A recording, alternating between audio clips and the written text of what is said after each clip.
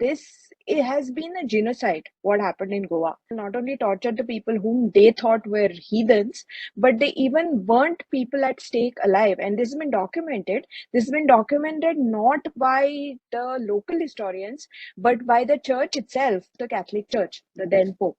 Right. So, absolutely, it is time that India asked for accountability, because the Catholic Church has apologized to the Jews, the Catholic Church has apologized to the Rwandans, the Catholic Church has apologized to the indigenous population of South America, the Catholic Church is now apologizing to people of indigenous origins in Canada. But Yeah. the Catholic Church has never taken even cognizance of the cultural genocide of the local Hindu, Muslim, and even Jewish population of Goa. And I find that absolutely tragic. I'm your host Sharan, and today I have a very special guest joining me, Shefali Vaidya ji. Shefali ji, namaste. It's really a privilege to be interacting you for the first time. Welcome to Swarajya, ma'am. Namaste, namaste. Really nice to be here. And I'm sorry this took some time because I'm technologically challenged. So thoda hota hai hamesha mere sath. Starting trouble hai bahut. But I think even there are a lot of people in the younger generation like me who are technologically challenged as well. So you're not the only one at all. Shefali ji, Yeah, the reason why we are talking today is that the Pope actually visited Canada and he issued an apology to the indigenous children who were brutalized by the then colonizers. Even that's Canada right. took a very long time to actually acknowledge that this happened to their own indigenous people. Why is it that this sort of realization comes in very late when it comes to decoloniality in general? Even when it comes to India, they don't really acknowledge it even today. That's right. In India, they haven't, Indian authorities haven't officially acknowledged it at all on an official level. Though now there are talks about the Goa government wanting to reclaim the lands where earlier temples stood and they were demolished by the Portuguese and by the Jesuits. But that is still at a very state level. It has been a genocide, what happened in Goa. And what happened in Goa has been one of the worst examples of a cultural genocide and complete cultural massacre of the natives of Goa, of the local indigenous population of Goa. And not for 10 years, 20 years, 30 years, but for over 4 centuries. It's been a very systematic and ruthless cultural deracination of the people, forced conversions, and finally, very, very brutal court of Inquisition that lasted for almost 200 years. And that not only tortured the people, not only tortured the people whom they thought were heathens, but they even burnt people at stake alive. And this has been documented. This has been documented not by the local historians, but by the church itself, by the Jesuits, by the Portuguese authorities. So it's not like, these are facts that have been, made up, or this is a narrative that's been conjured out of thin air. No, this is all factual information. And forget the church. Even the local governments, both at the state level as well as the national level, have not made, unfortunately, any concerted efforts to basically push this and ask for an apology from the church. And I find it absolutely tragic as a Goan whose family had to suffer because of this forced migration of the Hindus, because of the forced conversions, and because of the destruction of temples. I find it absolutely abhorrent that there is nothing has been done. We are now celebrating 75 years of Indian independence, and Goa became liberated in 1961. But even then, there has not been a conscious effort at the official level to seek some kind of accountability and apology from the church. And this is not just, and there is a little bit of um, uh, how would I say, a little bit of dexterity here, and Yeah. everybody blames the Portuguese. Yeah. Somehow saying that it was only the Portuguese secular leaders or the Portuguese political leaders who were responsible for the cultural genocide of the Goan people. But no, this was actually sanctioned by the church. The Portuguese king merely executed the wishes of the Catholic Church. And this is something that we need to understand, because when the Court of Inquisition was appointed, the judges, which were basically presiding over the Court of Inquisitions, they were answerable not to the political authority in Goa. They were not answerable to the Viceroy of Goa, but they were answerable to only two people. One was the King of Portugal, who was their appointing authority, and the other one was the head of the Catholic Church, the then Pope. Right. So, absolutely, it is time that India asked for accountability, because the Catholic Church has apologized to the Jews, the Catholic Church has apologized to the Rwandans, the Catholic Church has apologized to the indigenous population of South America, the Catholic Church is now apologizing to people of indigenous origins in Canada. But Yeah. the Catholic Church has never taken even cognizance of the cultural genocide of the local Hindu, Muslim, and even Jewish population of Goa. And I find that absolutely tragic. I find that absolutely, I don't know how to say it, that A, that we haven't asked for an apology, and B, the Catholic Church hasn't tendered it. Both of these things are absolutely abhorrent to me. In fact, today, when the debates of, say, suppose for example, Uniform Civil Code, or when Karnataka passed the anti-conversion law, there was extreme opposition by the church authorities in Bangalore and in Karnataka, for instance. So, does that reflect a different attitude of the Indian church as opposed to perhaps the papacy, even for that matter? Because the papacy of late has been feeling apologetic because there is some sort of a pressure from many of these former colonies. But in India, Yes. it's exactly the opposite of. See, I wouldn't get into this simply because I don't know how the fissures in the different church denominations or the different Christian denominational sects work. So it would be wrong of me to speak without having adequate data on this. But I'm only going to stick to the Catholic Church, which was basically responsible for whatever happened in Goa. And my point here is that a whole native population suffered horribly. Not only were there forced migrations, not only was there a mass exodus of Hindus, and later on even the converted Christians, because the Inquisition was actually pretty hard on the converted Christians, because the Inquisition felt that these people were going back to their old ways. They were worshipping their old gods. They were wearing clothes in their old way. They were doing simple things like eating food that they were used to eating. It's all the cultural habits that they were retaining, even though they had changed their religion, even though they changed their way of worship.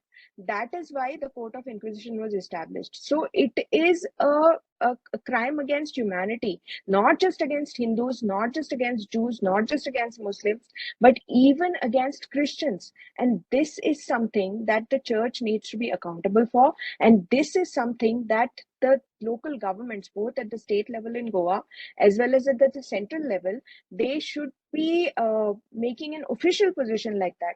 How did this apology to the Canadian people came about?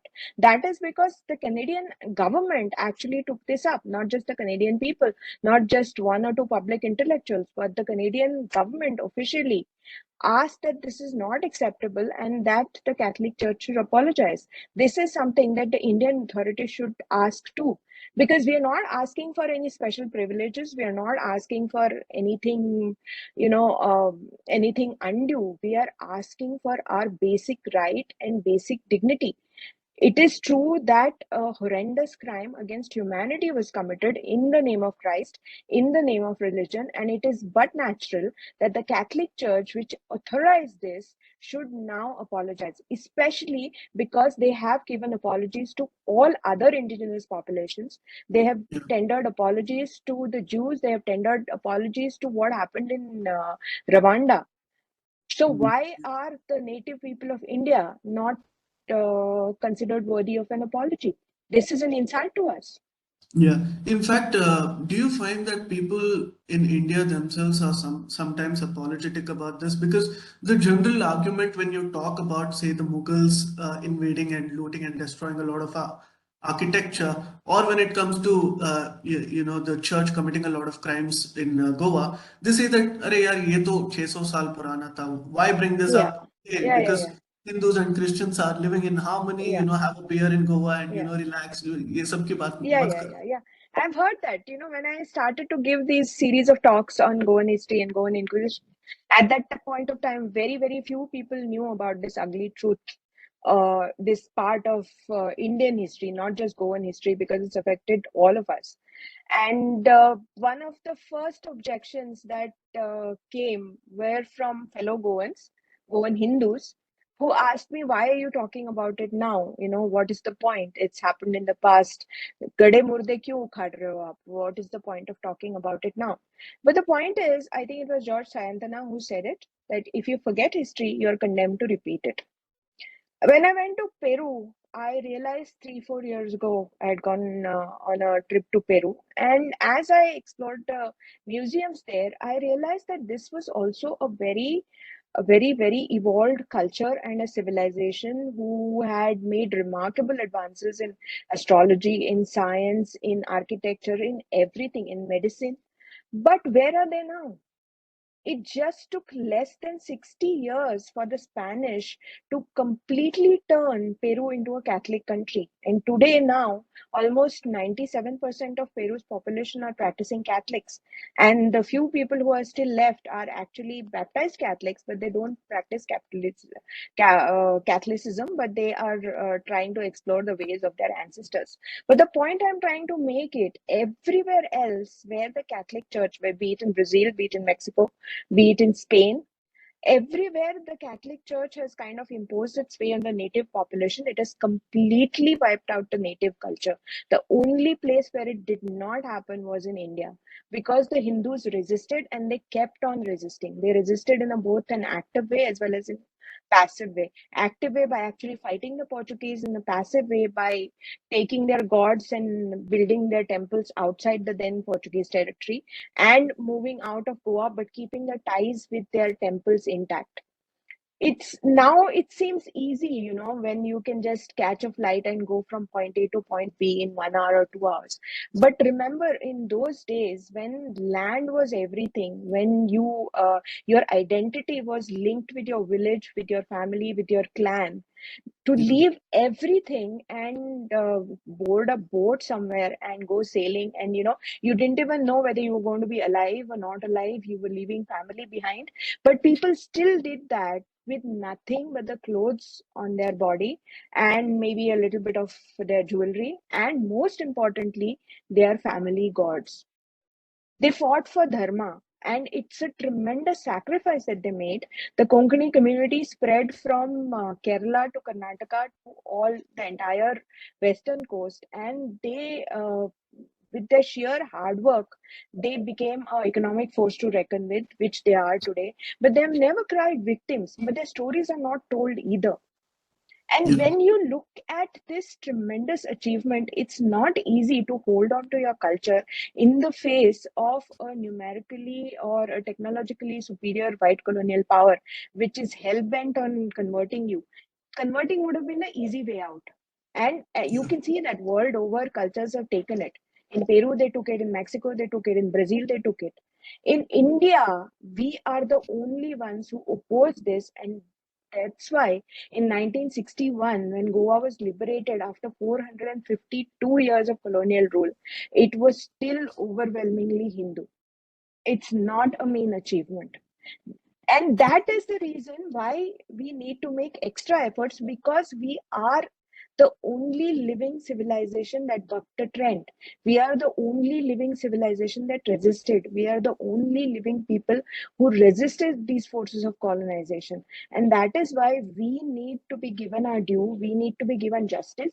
We need to hold the Catholic Church accountable for its past sins and accept that gross injustice has taken place in the name of Christ, in the name of the church, and tender an apology like the church has. It cannot heal all the wounds. An apology today cannot actually you cannot recreate the past. You cannot bring those victims back who were burnt alive. Nothing can change that.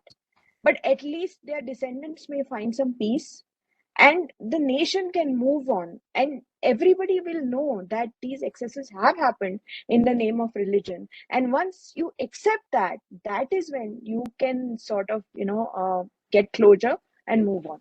Absolutely. But when it comes to closure, now closure is done for a certain act that was previously committed.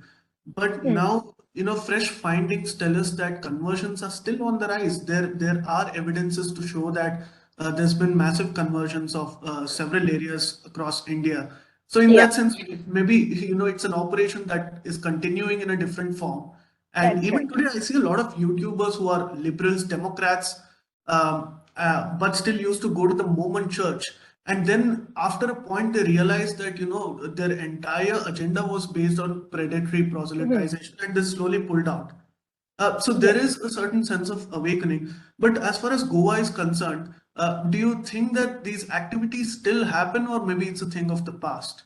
See, Goa now, the Catholic Church, at least not to my knowledge, the Catholic Church is no longer into conversions. At least this is the best. This is to the best of my knowledge. But there are other evangelical sects which are basically, the same evangelical sects which are targeting people in Punjab, which are targeting people in Kerala, which are targeting people everywhere. They have also made a base in Goa, and they are also converting the local population. They are not only converting the migrants who are coming to Goa as laborers, they are converting the local population of Goa. And interestingly enough, they are also converting the Catholics to these evangelical sects. Did you know that? There was a guy who was recently arrested. He was from a sect called Believers Church or something like that, which is from Goa. And while the local Hindus obviously asked for some kind of action to be taken against him, the Catholic Church also wanted action against him. It's kind of like, poetic justice in a way, because this evangelical sect was actually poaching even on the Catholic Church. So, as I'm saying, the fissures between the different sects of Christianity, or what are the methods used to convert these days, that is a theme for a longer discussion, and I am not the right person to talk about it, because that is not really my area of study. But as you can see, and even to a layperson, it's obvious that nowadays conversions are done in a slightly different way than how the Catholic Church did it back then. Now they earlier in Goa, when the Catholic Church converted people, they not only converted their way of worship or their gods, they made them they made them completely give away their culture, their names, their identities, their food, their way of dressing, their music, their language, everything, and imposed a foreign way of life on them. That is why there was so much of resistance. But now what is happening is even more dangerous, because now the people who are converting, they are crypto Christians. They look like how they always used to. They wear the same kind of clothes, they wear the same kind of cultural symbols, they eat the same kind of food, they have the same song, same language, everything. But what they are doing is basically giving up their religion, because the church is not playing for today's generation. The church is planning, whichever sect of church which is doing this, they are planning for generation 3. So Right.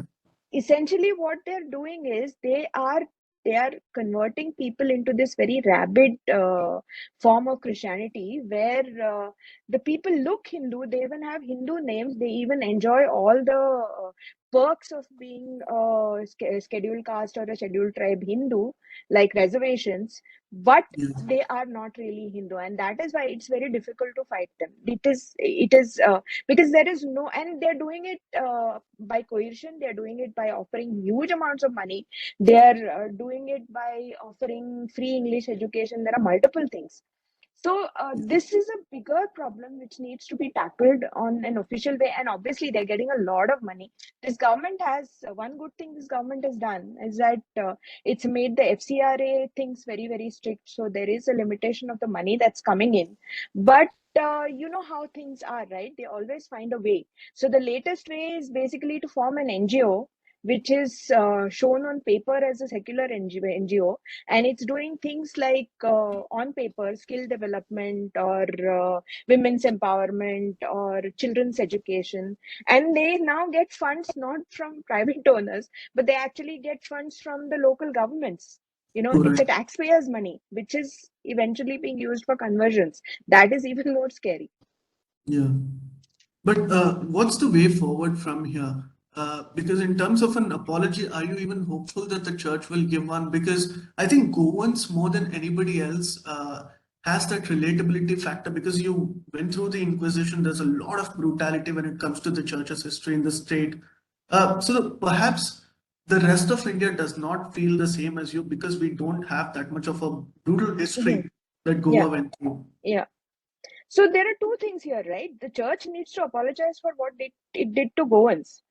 The conversion debate is a whole different debate that requires a whole relook at the basic tenets of what they call Christianity, which is basically to evangelize, which is basically to quote unquote save souls. So let's not confuse the two things.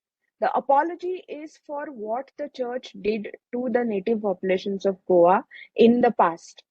The accountability is for that. The conversion debate is not, because that conversion debate is not necessarily limited only to the Catholic Church. It's limited to a lot of other evangelical sects, which sometimes even have tussles going on with the Catholic Church. So let's not conflate things. The apology demand is a legitimate demand, and I would rather focus on that. And I would say that if the government pushes this as a narrative, today India is in a position of strength. We are not a meek turn the other cheek kind of democracy. We know how to flex muscles when needed. So this is one area where we need to flex our diplomatic muscles, and we need to seek accountability, and we need to get that closure. We need to get that apology. The conversion debate is a greater debate, and that requires far more resources, that requires far more thinking, and that requires a far greater strategy. Thank you so much for joining us today, Shefali. It's always a pleasure to talk to you. Thank you so much. Perhaps we Thank should you. plan another session where we talk about conversions and a lot of other things as well. Definitely. Thank you. Definitely. Namaste. Thanks a lot, Sharon. Thank you. Viewers, please do let us know if you have any questions for Shefali, and I'm sure she'd be very happy to answer a lot of them later on. Until then, this is your host, Sharon Sethi, signing off.